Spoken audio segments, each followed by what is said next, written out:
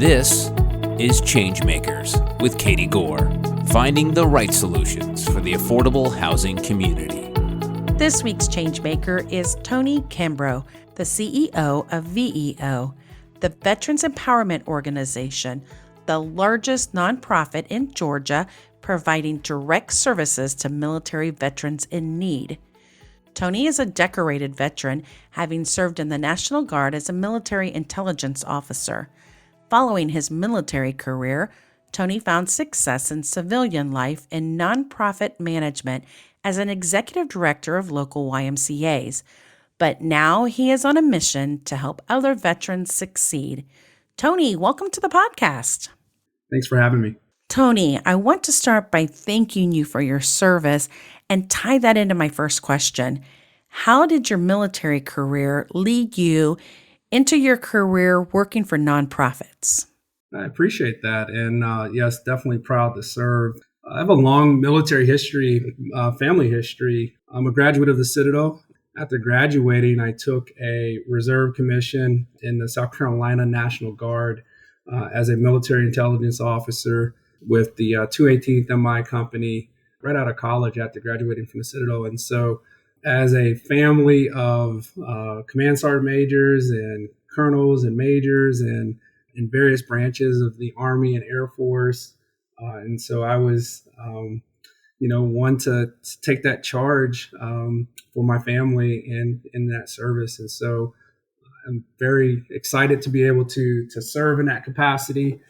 During that time, I deployed to Afghanistan. I did a embedded training team mission in Afghanistan in 2007, 2008 with the 82nd Airborne Division in an area called Ghazni, Afghanistan.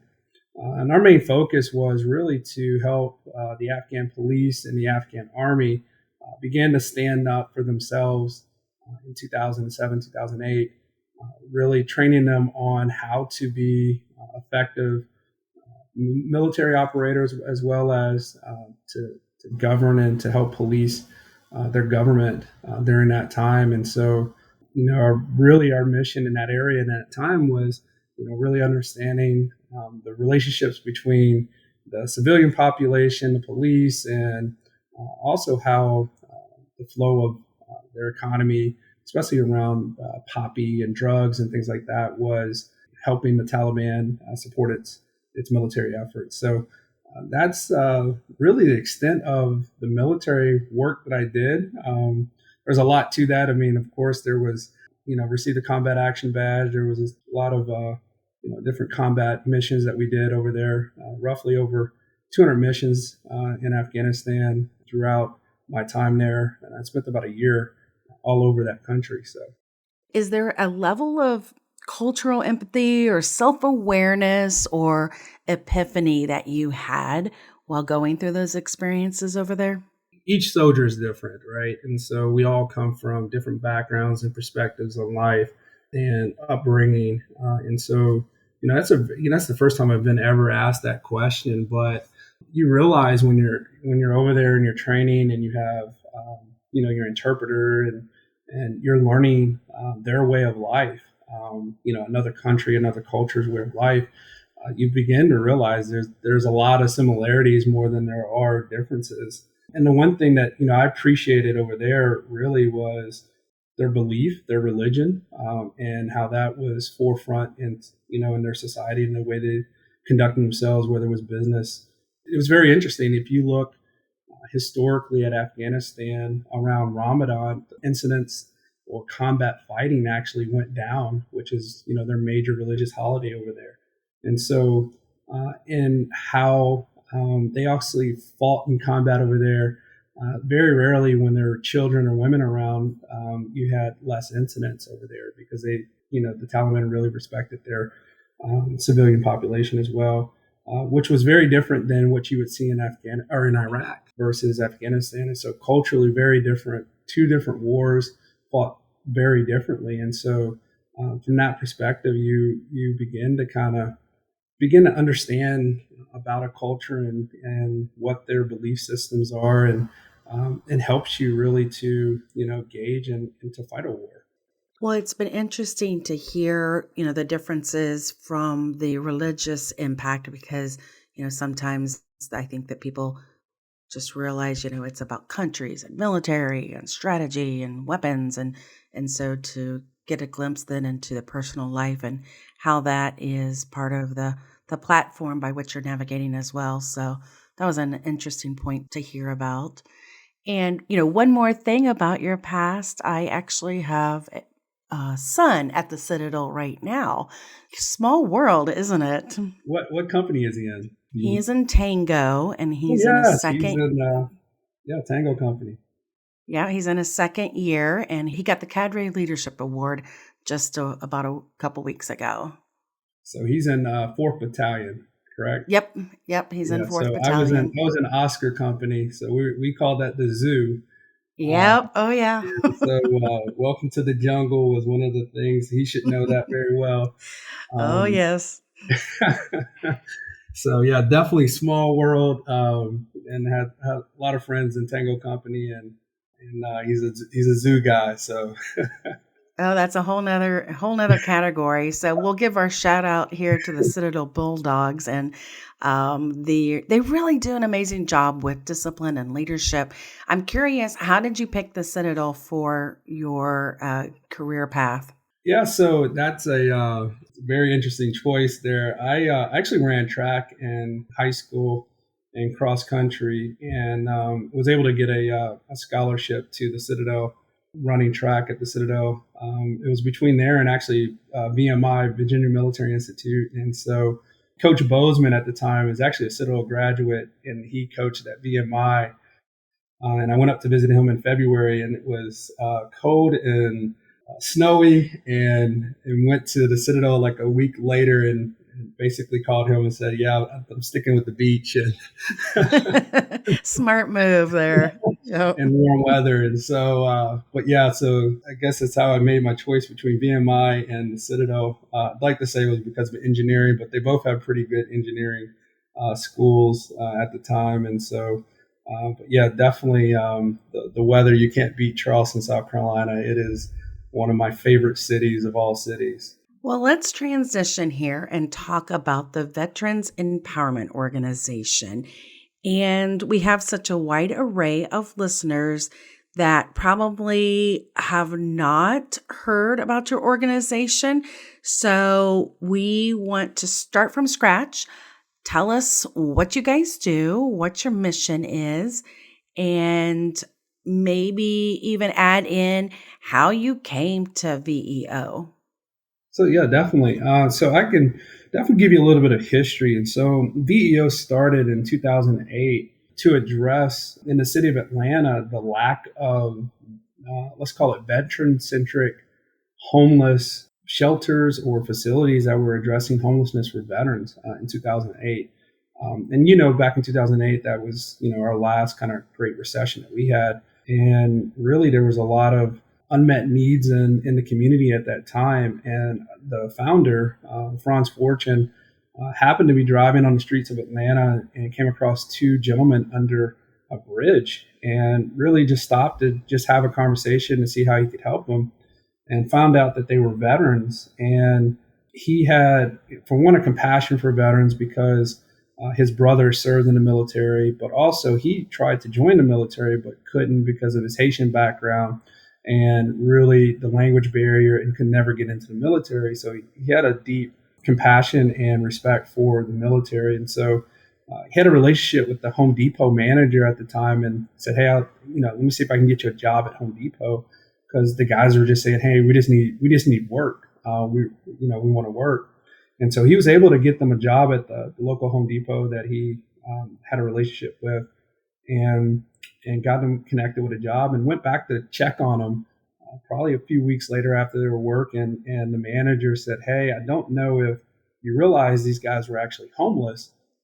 And they're hardworking, they're doing everything we asked them, they show up on time, but I don't know if they've showered since you dropped them off." And so he ended up putting them in the basement of his house, and they lived out of his house for a certain amount of time. And if you can imagine having some guys living in your house, your spouse would probably say, "Hey, you need to figure this thing out." And he utilized his real estate background at the time to purchase a house on the west side of Atlanta, the historical west side of Atlanta. And that really was the beginning of VEO right there at that moment. From there, he partnered with United Way and other entities in the local community, whether it was Atlanta Missions or Gateway or Fort McPherson and the VA. And people started dropping veterans off at the house, and they would help them find jobs, and eventually began to morph into where we are today, where we focus on housing first, job readiness through our workforce development program called Veteran Works as our two major programs. And then we morphed into supporting mental health and substance use disorder. And we call that our HOW model today, housing, optimal wellness, and workforce. And over time, VEO he used his real estate background to acquire property around that house. And so it went from one house to two houses to three houses. And directly behind there were 4 apartment buildings. So we went from renting those and housing veterans in those apartment buildings to now we own all 4 apartment buildings. We tore down 2 of the houses and built a veterans center where we do emergency housing and transitional housing for veterans out of there, as well as provide all of the programs that we now provide, which are, workforce and job readiness and financial literacy. We partner with many of our folks in our community to bring programs for our veterans here on campus, as well as mental health support. And these were all the things during that time. I think as a society, we were learning about mental health. Wasn't present as much, but as veterans came back from post 9/11 veterans, as well as, really understanding our Vietnam and Korean era veterans, we began to really dive heavily into mental health and substance use and helping veterans really on their journey to getting back to stabilization for themselves. And so how I got to VEO really, it's about this time where the founder really wanted to, step aside and let this organization kind of grow and begin to kind of morph where we're, going today. And so I was able to leave the YMCA, and for one, I'm a veteran. And so this was close and dear to my heart to be able to join a nonprofit that supports what I like to do in helping veterans in my background and bringing that knowledge to here. And so today, our ultimate goal is really to now really morph again to where to address some of the major needs that we have in our community. And I think a lot of communities around the U.S. are facing this is how do we get affordable housing for our citizens? And we're doing it for our veterans. And so the 4 original apartment buildings that we acquired back then, we begun to renovate those today. And now those are being turned into permanent affordable housing for veterans. And we're expanding on our Veteran Center to provide additional transitional housing for our veterans. And so over the next several years, we'll continue to purchase and acquire land and property to provide permanent housing for veterans and make sure that it's affordable, where they can use their HUD-VASH voucher or their SFVF, program that the VA offers to support veterans with affordable housing. Let me ask a question related to you describing, I think what I hear is emergency, transitional, and permanent housing. Yes. That you're doing all 3 of those. Is that correct? That is correct. What is the strategy here when you break apart emergency, transitional, and permanent housing? Yeah, so I definitely tell you how we do it. And so our Veteran Center has both emergency and transitional housing. And so what our ultimate goal is, and I think what the goal is when you look at ending homelessness, is really how do you rapidly rehouse a person or a family as quickly as you possibly can, and then bring your wraparound services to those families, get them secured housing, affordable housing, and job security so that they can be self-sustaining. So that is our model. And so we utilize our emergency housing bed for families and for veterans that can quickly be rapidly rehoused into permanent housing. So they may have just fallen on, tough times. And case in point, we had a female veteran where the landowner did not pay their mortgage and was forced out of her house, right? Because she was renting. And so we were able to, quickly get that person rapidly rehoused through partnerships and networks. And so they might be in emergency housing for just, 30 days, maybe 60 days. Now, transitional housing, we use it for the purposes around whether it's substance or mental health, or somebody that may have been facing a domestic violence issue where it may take a little bit more time to get that person stabilized, but the ultimate goal is to get them housed as quickly as you possibly can, get them stabilized while providing them an opportunity to get to permanent housing. And so our ultimate, I think, how we look at this is our program center is really designed to get people rapidly rehoused through intense programming around emergency housing, but also around transition housing through that intake process. And then I think if I was to say the greatest need out there, it has to be permanent, affordable housing for folks that are experiencing homelessness, and affordable being a way where they're not utilizing majority of their income to live in the house. And so where they're able to save and invest and hopefully move on to home ownership and not, renting is our ultimate goal that we want to do for our veterans. So even our permanent housing, we're educating them on their benefits that they have, whether it's through VA home loans or so that they can move on to permanent home ownership for themselves, where they can begin to build, generational wealth for their families. We have a lot of housers and developers and nonprofits who listen to the podcast, and I think they were all clapping in the background when you just said that the greatest need is just permanent, affordable housing.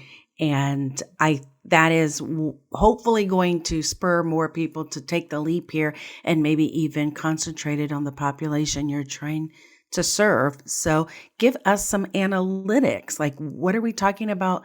Number of people or areas, and maybe even start with Atlanta. And if you know what the greater needs are, the locations, add that in for us. Yeah, so Atlanta alone, and I think this figure probably changes, but I think Atlanta alone has roughly a 200,000 affordable housing shortage, right? And so this is people at, let's call it 50% AMI or more for the Atlanta population that are looking for housing in Atlanta. And so our veteran population is in that mix that is trying to vie for this shortage of affordable housing in Atlanta as well. And so, but I think where we begin to look at this as well is it's that unreported number of and we looked at this from a female veteran point of view, is that number is probably so underreported because of the way that we count and do point in time for counting homelessness, that we feel that number is far greater than it's probably being reported, because female population, especially if they have kids, are less likely to raise their hand to say that they're homeless because of the fear of being reported to DFACS and losing their child. So they might be couch surfing or living in their car or staying in a domestic situation that is that they shouldn't be in fear of possibly losing their children. And so they're not being counted the way that they need to be counted. And so one of the areas that we're focusing on is trying to create more opportunities for our female veteran population to find housing and so one of our first builds that we did, we created 14 efficiency housing for female veterans, and those will be online within the next 10 days. And so we're excited about that as one of our major opportunities. But the numbers that, it's just the shortage, I would say, across the nation and in affordable housing. When we look at this from the larger perspective, I think the number even gets even greater as you think about the inflation effect that is happening as well. And I don't have those numbers offhand, but I think statistically, I think nationwide that just came out was the average house was what 400,000 for the average house in the U.S. To purchase, and I don't know where that's anywhere that's affordable. So when we are able to now, we got to figure out how to build homes for 150,000 or less, so that average people can afford to get to permanent housing, to home ownership. And I think finding solutions that where we can build homes far cheaper is what we need to be thinking about as we think about permanent housing, and for not only for our veterans or just citizens in general. One of the things you mentioned, I want to circle back on, because I've read some statistics out there that say that women veterans are the fastest growing Yeah. segment of homeless veterans. Mhm. What are the dynamics here that's happening? Yeah, so our research says the exact same thing. It is the fastest growing population. It is one of our largest population, but you also have to look at how the military has grown as well. And so there have been more opportunities for females to serve in the military. So, that population grew just by the availability of opportunities for service for female veterans. The other dynamic that takes place is that the veteran community is also seen almost as a fraternity.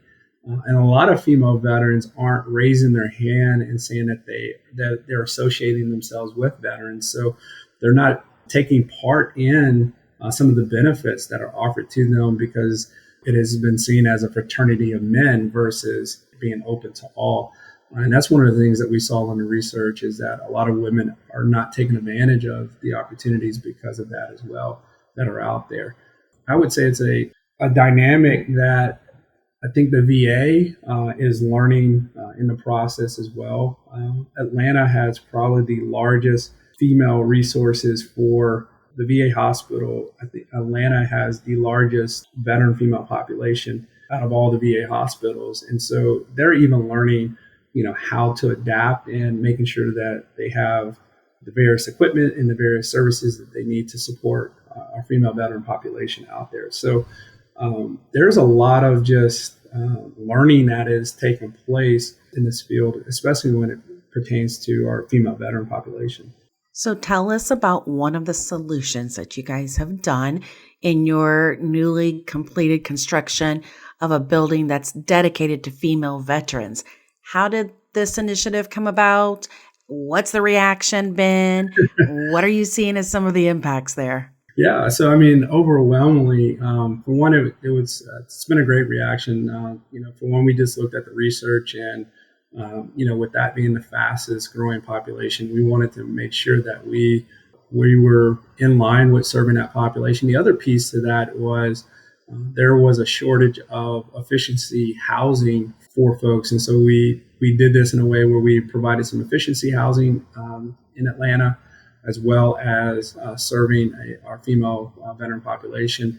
The good thing about it was we also partnered with a female shelter, which are providing. They're going to be sending over our first female veterans over to occupy those apartment units. So we're excited about being able to partner with our community partners in that effort to fill the beds. And so I'm excited, because once this one's completed, the ultimate goal is to do more of this in more cities, and to do it effectively, to do it in a way that it's affordable to build, so that we can pass on all of our savings to our veterans.